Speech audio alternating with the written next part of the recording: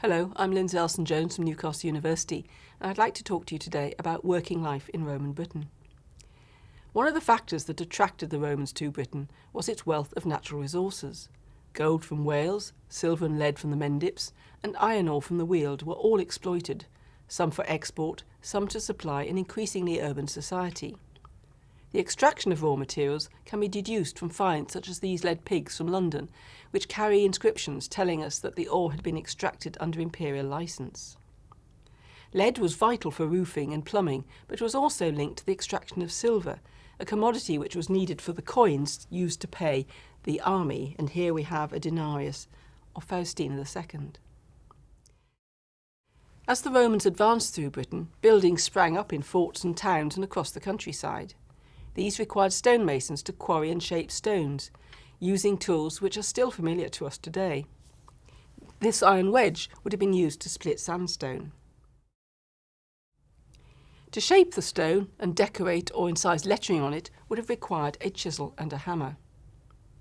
Settlements grew up near sources of other building materials, such as clay for tile making, and people grew adept at working near materials, such as producing glass from windows.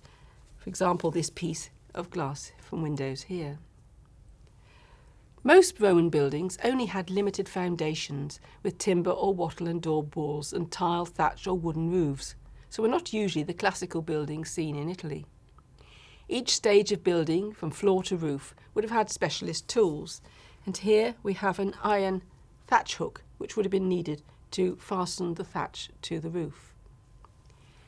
Civilian craftsmen would have had their workshops at the back of their houses or in specific industrial zones if they worked in one of the noisier, smellier or more dangerous trades such as tanning or metal refining. Not all the crafts were large scale. Moulds, such as this stone mould from Dunstan for making enamelled brooches or mounts, or even this slate former from Halton Chesters for making precious metal appliques, indicate how skillful the metalworkers were and how the market for luxury goods developed as people became wealthier. Towns and settlements relied on commerce to flourish. Craftsmen might sell direct to their customers or use middlemen in shops or markets. Some people continued to grind their own flour and bake their own bread using bun querns, but others started to use millers and bakers who used large millstones, sometimes ground by hand, sometimes using donkeys.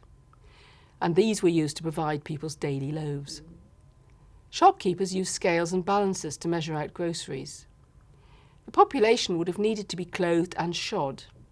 Local cobblers would have used lasts of iron to produce a range of footwear, both for practical use and for leisure wear. Spinners would have used spindle whorls. Dyers and weavers would have used loom beaters, and they would have been kept busy making clothes, some of which would have been decorated with braid made with weaving tablets or with heddles, like this one here from South Shields.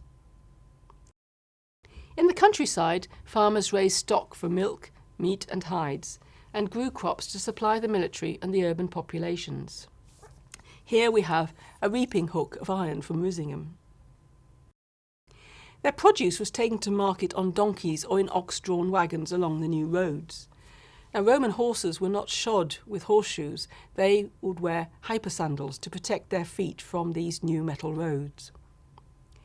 The towns of Roman Britain would have been thriving, bustling places, with streets thronged with people delivering, buying and selling basic foodstuffs, as well as luxury items. Everywhere there would have been noise from hammering and banging as buildings were erected, loud cries from street sellers and shopkeepers advertising their wares, and the sound of horses and carts carrying traders, travellers and messengers with letters from the Imperial Postal Service. It is through the finds from these sites that we are able to imagine what a working day was like for their inhabitants.